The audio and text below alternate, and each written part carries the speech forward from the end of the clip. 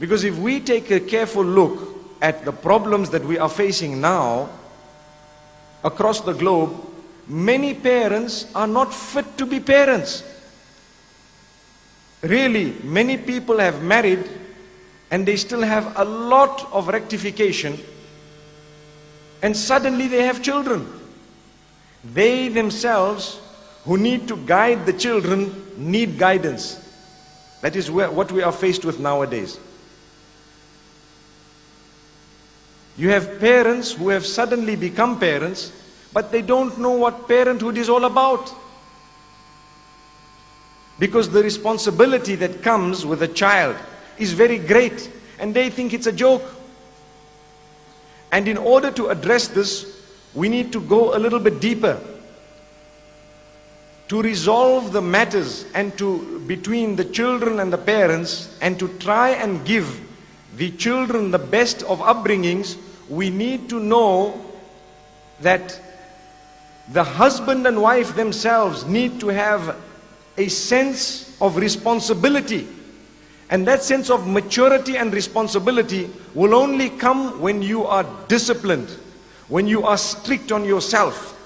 So many times you have young boys, I'm not so sure of the girls, but I can talk for the boys. You have young boys who have their friends, they sit with their friends up to 12 at night and 2 in the morning. Then a few years later, they get married. And when they get married, they still find themselves making the same time for their friends. That is prohibited, completely prohibited. How can a person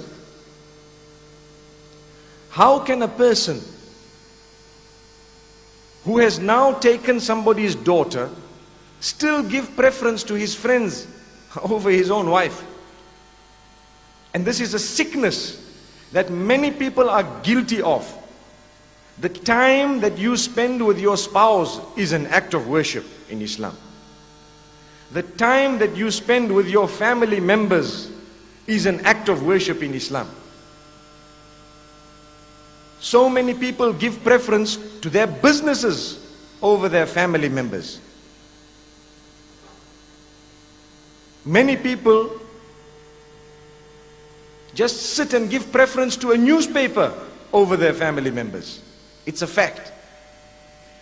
The man comes home from work, he is tired, he does not speak to anyone, he sits down, he wants to eat his food, he has a temper, and next thing he is busy reading the paper, or he literally plants himself in front of the television and he is watching television until late hours, then he switches it off and goes to sleep. He hasn't spoken to his wife, he hasn't spoken to his children. If any one of us here are guilty of that, today is the day you are being told directly that that is a major sin. Major sin. How can you give preference to a television over real people? Real people. Another problem is also the internet. Many people give preference to the internet and spend hours every day until 2 and 3 in the morning laughing and joking with the screen.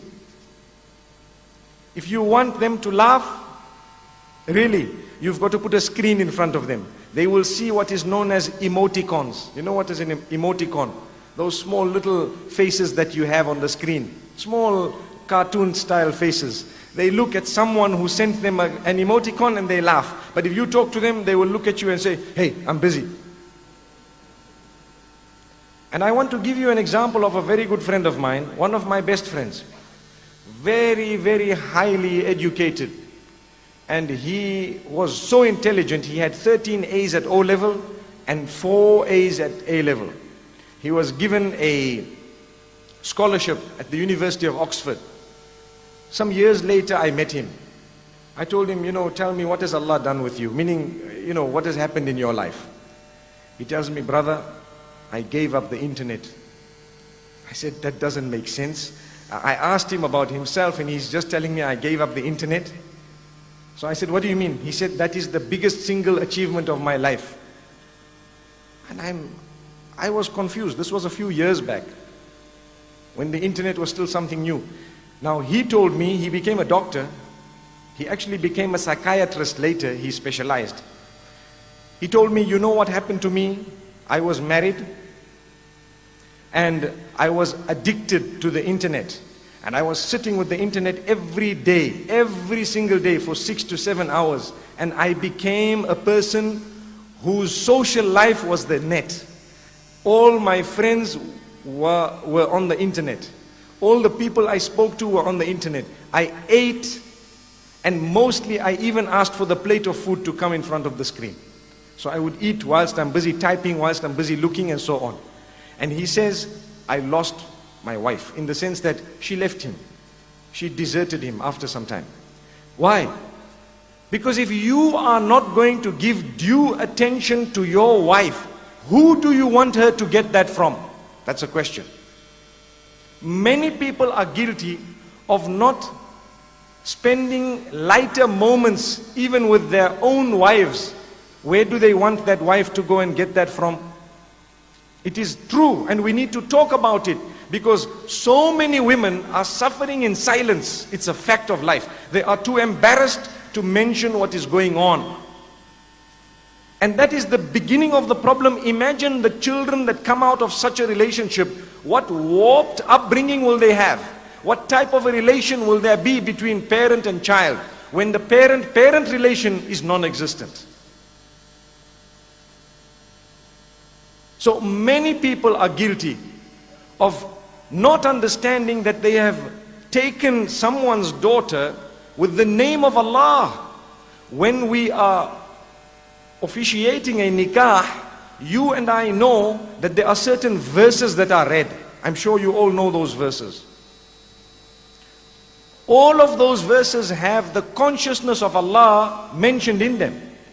And I feel, and let's listen to this very carefully, that the most important verse is the third verse that is read.